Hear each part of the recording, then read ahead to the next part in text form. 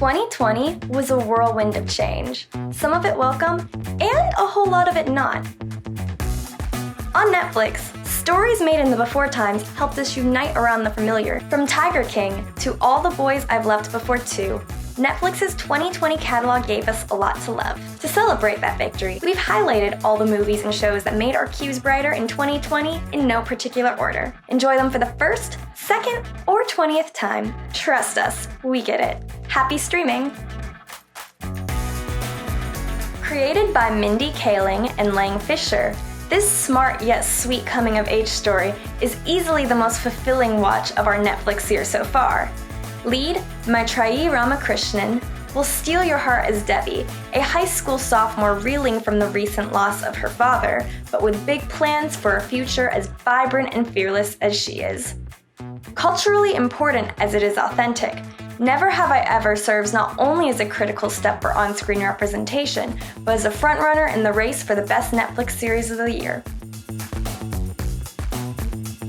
If you're looking to replicate that summer blockbuster thrill, look no further than The Old Guard. Based on the superhero comic books of the same name, director Gina Prince Bythewood's movie sucks viewers into a slick, well-crafted world of action and narrative. Even if it isn't particularly unique, its formulaic pieces have enough precision to keep you invested, and Charlize Theron crushes as the ass-kicking leader of an immortal warrior fight crew. The Queen's Gambit makes chess glamorous, and in a year like 2020, stylish, escapist miniseries like this one are a welcome treat. The Queen's Gambit follows chess prodigy Beth Harmon as she gradually rises to the top of her game while fighting off loneliness and addiction. As Beth, Anya Taylor-Joy's performance is intoxicating. There's a subtlety to the way she displays her emotions that fully absorbs viewers in each of her successes and failures, which makes the series' triumphant conclusion all the more satisfying. Master of None and Parks and Rec's Alan Yang made his feature directorial debut with TIGERTAIL. It tells the heartwarming story of two children who meet in Taiwan, but eventually lose touch. We won't give too much away, but flashbacks continue to reveal the tender love between the pair until one of them, now grown, is compelled to find his old love and return to his roots. We're sure you already know all about a certain Miss Taylor Swift, but even longtime fans will learn something new from Lana Wilson's documentary about the world-famous megastar. Swift speaks candidly about disordered eating, her political awakening, and her relationship to the attention and media in a refreshing way. By the time she's once again taking the stage, guitar in hand, you almost have to stand up and cheer alongside the crowd. This vital documentary tells the story of the generation of disability activists who first learned to politically organize while attending the now-defunct Camp Jeanette, which was a summer camp for kids and teens with a wide range of disabilities. The documentary uses archival footage from the camp's heyday to show the impact its progressive and accessible space had on its campers, with some camp alumni going on to lead life-changing demonstrations for disability rights. Ultimately, Crip Camp's greatest strength as a film is in showing how early access to inclusive spaces gives marginalized community members the opportunities to dream of and create a better world.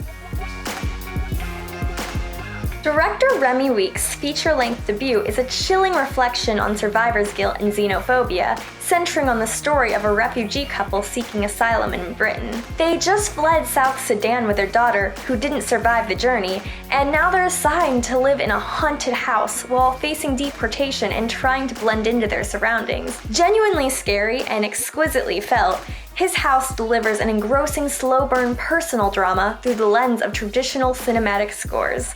Honestly, it may very well be the best horror film of 2020. The 40-year-old version is largely about the pitfalls of being labeled a talent to watch. Its heroine is a struggling playwright who turns to rap as she approaches 40, with little to show for the early promise that once landed her on 30 Under 30 lists. But it's impossible to watch this singular work and not want to describe Raha Blank. Its writer, director, producer, and star the same way. It's not strictly autobiographical, but But the 40-year-old version boasts the authenticity, affection, and observant wit of lived experiences. Based on a play by August Wilson, Ma Rainey's Black Bottom is set during an eventful recording session for Ma Rainey, the mother of blues, in 1927 Chicago. This film is at once a tribute to her career, a lively celebration of Black culture, and a sharp exploration of racial dynamics. It's also a stunning showcase for its cast, including Viola Davis as Ma Rainey, and Chadwick Boseman in his thrilling, heartbreaking final performance. This cryptically titled psychological thriller by Charlie Kaufman follows a woman, played by Jessie Buckley, and her boyfriend, played by Jesse Plemons, on a disturbing visit to his parents' remote farmhouse. What follows? Well, that depends on who you ask. We'll keep it cryptic as well, but the film is truly a one-of-a-kind experience, as profound as it is disquieting. You may not have a great time in this house full of abstract horrors, but the experience will definitely stick with you. The Midnight Gospel blends the talents of Adventure Time's Pendleton Ward and podcaster Duncan Trussell for a trippy animated dramedy unlike any other. Set in the fantastical world of the Chromatic Ribbon, the story of Clancy, a glorified interdimensional YouTuber, and his shifting understanding of adulthood offer a transcendent journey of self-reflection to any viewer. Scripted in both Yiddish and English, this mini-series tells of 19-year-old Esty Shapiro, a young woman who leaves her Orthodox community in Brooklyn to pursue a new life of freedom in Berlin. An edge-of-your-seat thriller with heart to spare, Unorthodox deserves at least one viewing, but it's worth way more than just one watch. Spike Lee did the Spike Lee thing with this one. He made a work of cinema that's both timely and timeless, with stellar performances and an expert camera lens that tells the story even if you ignore the script.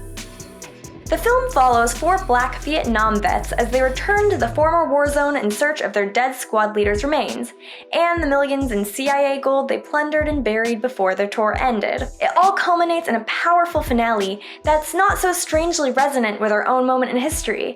I mean, it is Spike Lee after all. Can you invite a show over for a sleepover?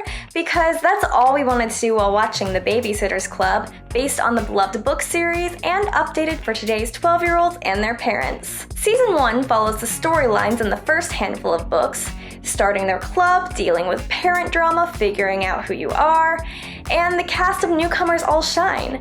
It's a feminist dream, and it's just plain fun. Yeah, we're wrapping up with the title that kicked off 2020, Love is Blind. Netflix's wildly popular reality dating show checked off all of our boxes at the start of this hellish trip around the sun. And guess what? A year later, it still does.